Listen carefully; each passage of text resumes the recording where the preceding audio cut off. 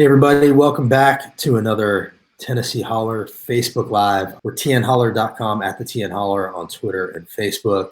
Thank you to everybody who supports us and helps amplify the messages. Chip in a few bucks, that's how we survive. Today we have a very special guest, David Weissman. He has a really interesting story to tell, one that I find to be really important. David, how are you today? I'm good. Thank you for having me on. I appreciate you coming on. I really appreciate you being so open about your story, because not many are, and I know you get a lot of heat for it. You were a staunch Trump supporter, and now you no longer are. Can you tell us a little bit about yourself? Yeah, I was in the military for 13 years, been deployed, provided security for the chaplain, was in Afghanistan twice. Growing up, I was always Republican, conservative, religious values, things like that nature. So when you say religious values, what were some of the issues that you cared about deeply and still probably do? And they changed a little bit. And God, I was against abortion. LGBT at the time, I didn't know much about it, but I believed in the whole that was a sin thing. When did you start to become a Trump fan? What was it about him that you appreciated? It was actually in a general election, supporting Ted Cruz in the primaries. That's how strictly conservative I was. I decided to vote for Trump. It was pretty, at the time, it was an easy decision. I believed in the hatred towards Hillary Clinton, the demonizing and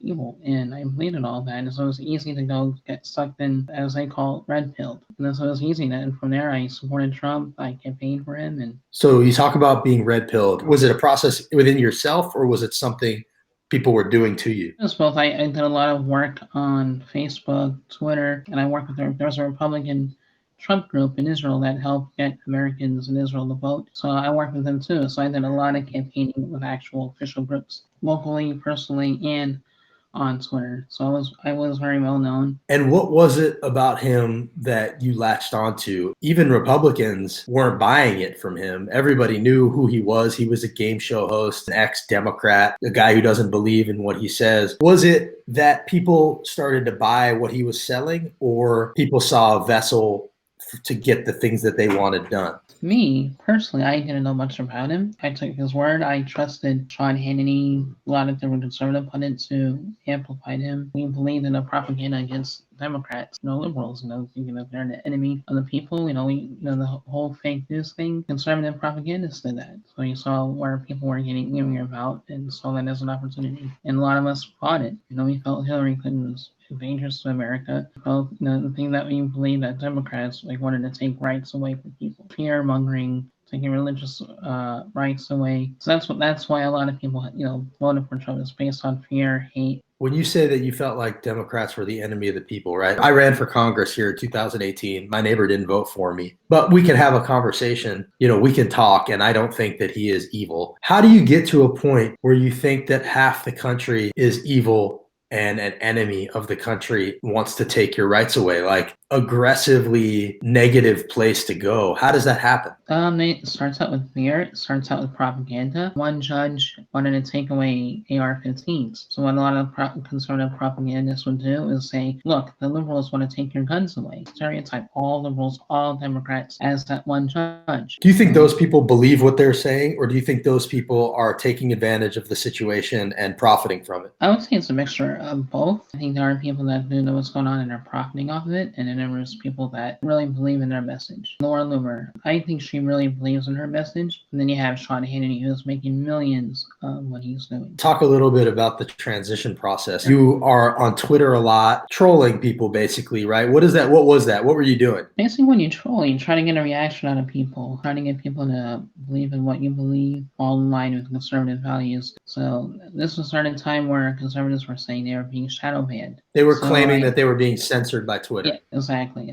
So I did a stupid tweet where I said, hey, look, Sarah Silverman, Stephen Colbert are dressed in Nazi outfits. I tagged him saying, how come you're silencing conservatives, and how come these people can do whatever they want on Twitter and not get in trouble? Sarah actually replied, said that was gallows humor, not necessarily trying to offend people. And normally when you go after celebrities, they block you right away. And, you wear that as a badge of honor, like, hey, this is cool. But she replied, why not? I don't know why she doesn't like Trump, because she's Jewish, I'm Jewish. He's for Israel. I asked her why, and she told me why, and I was like, okay, that's cool. That was a respectable debate, which is very rare on Twitter. I started thinking, why do liberals believe in things they do? Why do they hate military and support illegal aliens? Why do they want to take guns away? And I started thinking these questions. Fox News, and that's where I learned a lot of what Democrats did because I didn't know much about it growing up. I actually asked her, "Hey, Sarah, why do you guys care about illegal aliens over the military?" And then she responded like, that's not really true. You can actually care about both. And, we are a country of immigrants, so that's the right thing to do. I also spoke with other people learning about, hey, they're seeking asylum laws. People have the right to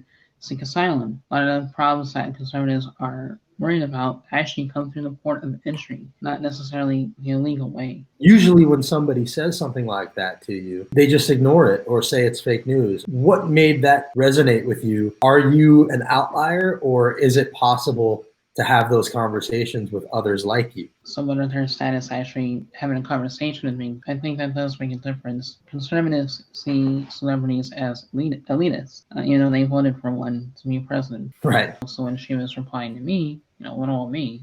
Troll here. I guess that did kind of matter. It got me thinking. And then when she replied, a lot of her followers replied too. People were happy that, like, hey, wow, this guy is having a conversation, not automatically attacking. My wife's a behavior therapist, so she's got me thinking about like things like positive reinforcement. When you engaged with her, did people, instead of lashing out at you, did they credit you for having the conversation? And then there was sort of a feedback loop of, I'm being lauded for having a conversation, and it made you want to do it more? Yes. In fact, she actually said, David and I became Twitter friends, respectful dialogue. He loves Trump, but, we realized that we want the same things. And I was still a Trump supporter then. But when that happened, that let my own wall come down. And I saw how people really are into dialogue. And that's when I really, really got into learning more about liberal values and other points of view, learned about white privilege, and it was like a whole different America than what I knew growing up. That's what really, really got to me there when she actually did that. That's a beautiful thing. And she had a show called I Love You, America, which was about exactly this, having those conversations, keeping your ears open, respecting the person that you're talking to, all of those wonderful things. And it's really amazing to hear that it worked on you. She didn't try to convert me. She didn't try to say you shouldn't do this.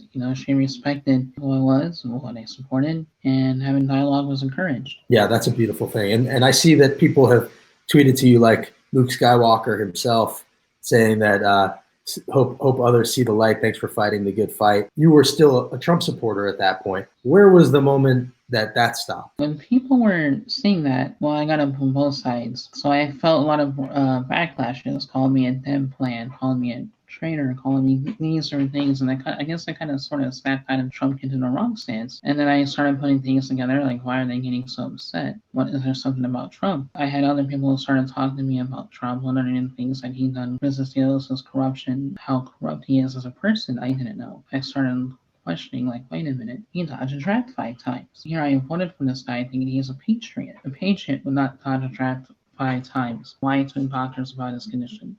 I mean, look at Sean Kerry, when I was a Republican, called him a traitor, a coward for protesting. He was a very decorated war hero and then protested. That's honorable.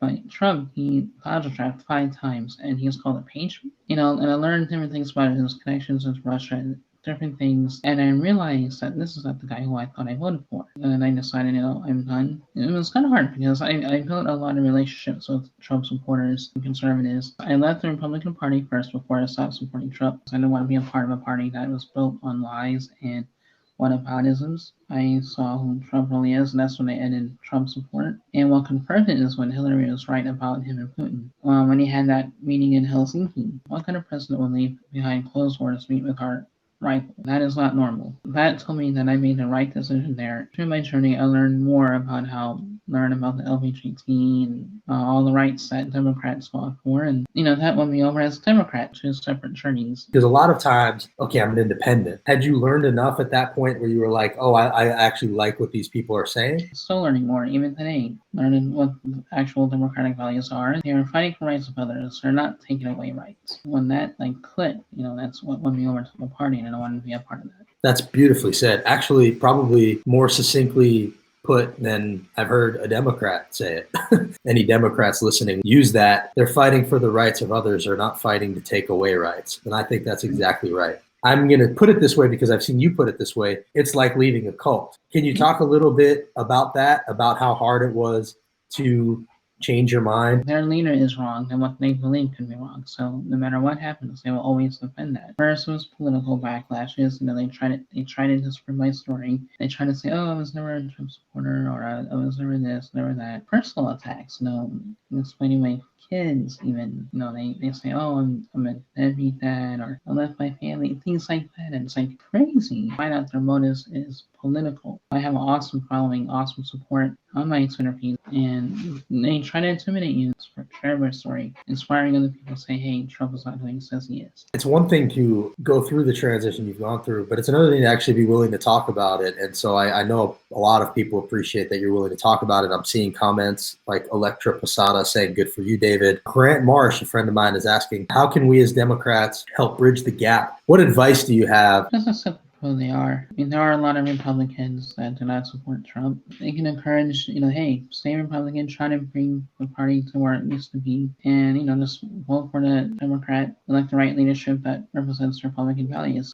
Being a Democrat was my own choice after all that I've learned and all what they fought for. That was my own personal thing, but I don't think we should force people to be a Democrat. Just accept who they are, and it takes time and patience and dialogue. A lot of people have noticed in your pictures that you posted, and it may just be the specific pictures, but you seem to look healthier. You seem to look happier, like a weight has been lifted off your shoulder. Do you feel like the transformation has also been actually physical? Yeah, and it has. They'll say like, oh, it's just the one picture. I'm like, no, and a bunch of pictures of when I supported Trump, and you can still see the difference. When you learn to have empathy, that does soften your heart, and it does want to make you, be better. And PTSD counseling has also been helpful. And when you soften your heart, you didn't realize, you look at your past, you look at what you used to believe, and it does take a effect on you and to be a better person overall. Mentioned you've gone through counseling. PTSD, when I was in combat, that did play a part in anger and fear, and yeah, that's definitely been helpful as well. If you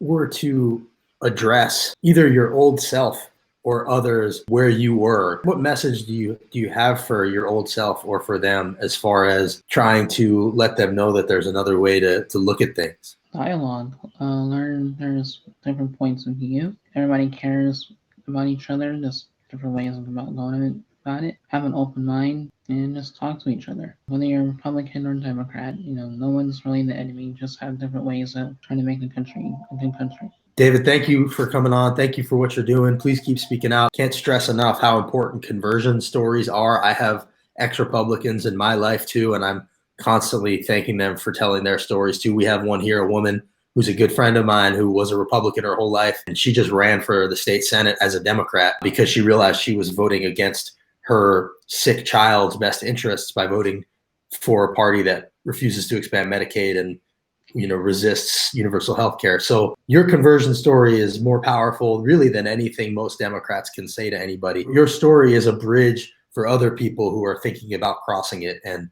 I hope that people out there will, and I hope that people who have watched this conversation can take some lessons from it. So David, thank you very much. Thank you, and I appreciate you having me on.